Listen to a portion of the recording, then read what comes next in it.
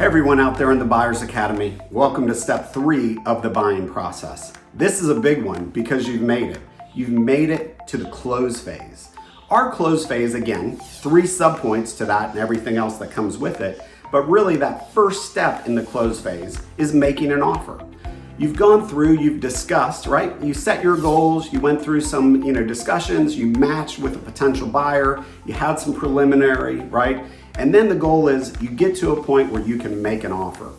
The key part of that is understanding enough of the financial information of the firm, how the transition potentially could work, so you can project out the financials. We can help you, but you can project out the financials so that you can look and say, look, I can make this work.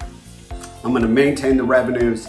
I'm going to receive the profits and the benefits even after paying the purchase price or what terms the seller wants. It's a good deal for me, right? And then you put those in a letter of intent in some kind of structure that's an offer to the seller. So you've done enough preliminary review, financial due diligence to really say, okay, this works. I can pay this price, I can pay it as such, and I'll structure it through those terms. All steps we're here and happy to help you with and kind of carry that through as part of structuring that deal. The key part though is remember the deal terms are in there, right? The deal terms aren't just purchase price and payment. What type of structure? Is it going to be an asset purchase, a stock purchase? Is it going to be an of counsel type relationship? Is it going to be a merger? All of those in our world are sales, all of them. And so it's what type of structure works for you, works for the seller, and then what are the financial terms out of that to kind of compensate for the value that they've built, right? But structure matters. The other part is transition matters, right? What is the transition that you're gonna need from the seller post-closing to help, move different things? Management, marketing, client relationships, referral relationships, all of those different things. So transition's a key part of that offer as well. The other aspect is if you're to the point of looking to make an offer, hopefully you're already to a point that you've pre-qualified with a lender, but you would want to run that financing by a law firm lender, right? We've got great ones on our trusted partners, but overall you would want to run that to make sure they see the value. They've looked at the financials of the firm that you're looking to pursue and kind of said, yeah, we like it as well, right? Under this structure, based on this price, based on these terms, the lenders can help you significantly be another set of eyes on cash flow, on structure, everything else from that side. So regardless of whether you're using significant, all lending, a little bit of lending, you're getting a line of credit, whatever the case I would make them part of that process before this, but ultimately before you make an offer, you would definitely want to be discussing with the lender. So that's the first part of that close phase, is really making an offer. The second part is due diligence. You make an offer, there's some negotiation usually, right? We're lawyers. But then the next step is due diligence. Due diligence is really that time in between offer acceptance and when we're really gonna close, right? So we have this time, right? If you bought a house, you make an offer, it's accepted, and then you get to have inspections. You go through that process. Due diligence is that. It's that time period in between. And in the buying and selling of law firms process, usually it breaks up into really 4 areas. The first is the lender, the financing. In due diligence, the lender is going to request a bunch of information. You want to make the lender happy. You want to make that a priority because they usually set the timelines. So overall, any of their requests, anything else, that's usually priority 1. A lot of financial reports, some projections, otherwise. But usually it's the lender or the financing side is kind of that one core area. The other is operations and financial information that you're going to need to know. What are the softwares, the vendors, the employee benefits, all of these other things that you need to know so that you can take over and manage after closing, right? You want to go through that. And we have due diligence checklists and everything else to help as well. But overall, you'll want to know that step.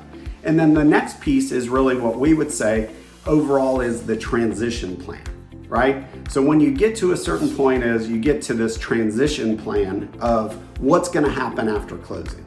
What is going to happen after closing? What is the seller going to do to start introducing or phasing out their role or anything else from that side? So that's really what we say is the transition plan. What's the announcement going to be with the firms?